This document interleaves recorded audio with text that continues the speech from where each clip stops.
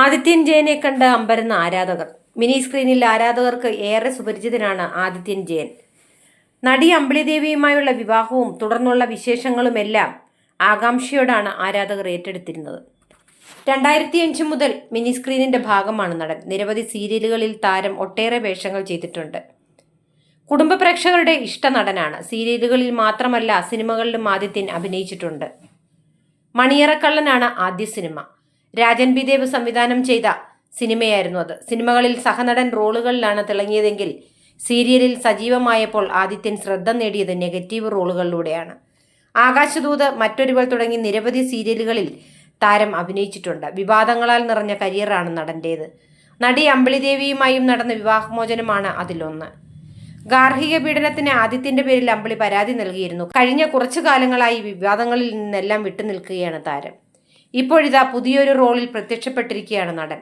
നടനിൽ നിന്നും അവതാരകനിലേക്ക്. Cinema the Q എന്ന YouTube ചാനലിന്റെ പോഡ്കാസ്റ്റിന്റെ അവതാരകൻ ആദിത്യനാണ്. ആദിത്യന്റെ മനോഹരമായ അവതരണത്താൽ പതിവ് മുഖാമുഖ പരിപാടികളിൽ നിന്നെല്ലാം വേറിട്ട ഒരു അനുഭവം ലഭിച്ചുവെന്നും ആസ്വാദകർക്ക് ഒട്ടും മുഷിച്ചിൽ തോന്നാത്ത പരകായ പ്രവേശം ഭംഗിയായി നടൻ നിർവഹിച്ചുവെന്നുമാണ് പോഡ്കാസ്റ്റ് പുറത്തിറങ്ങിയപ്പോൾ ലഭിച്ച പ്രതികരണങ്ങൾ.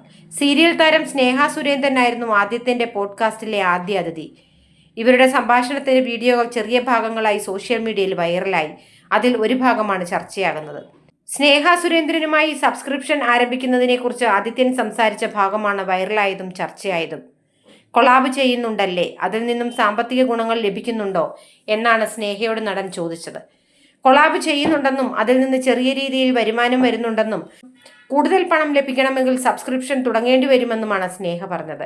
രേണുസുതിയൊക്കെ ചെയ്യുന്നുണ്ടല്ലോ, സബ്സ്ക്രിപ്ഷൻ തുടങ്ങിക്കൂടെ എന്നാണ് പിന്നീട് ആദിത്യൻ ചോദിച്ചത്. വേണ്ട ചേട്ടാ, അതിന് താല്പര്യമില്ല, രേണുസുതി ചെയ്തോട്ടെ, ചേട്ടന് വേറെ അക്കൗണ്ട് താൻ അയച്ചു തരാമെന്ന് സ്നേഹ മറുപടി പറഞ്ഞു. അത് കേട്ട് വേണ്ട, ഞാൻ ഒരുപാട് മാറി, ഇപ്പോൾ സമാധാനമായി പോയിക്കൊണ്ടിരിക്കുകയാണ്, എനിക്കൊന്നും വേണ്ടെന്നായിരുന്നു നടന്റെ മറുപടി. ഇത് കേട്ട് 2 കുടുംബം തകർത്തതല്ലേ, അടുത്തത് സെറ്റാക്കാൻ നോക്കുകയാണോ എന്നാണ് ചിലർ നടന്റെ മുൻകാല ജീവിതവുമായി താരതമ്യം ചെയ്ത് വിമർശിച്ചു കുറിച്ചത്. അതേസമയം മറ്റു ചിലർ അതിശയപ്പെട്ടാണ് നടന്റെ മുഖത്ത് വന്ന മാറ്റം കണ്ടത്.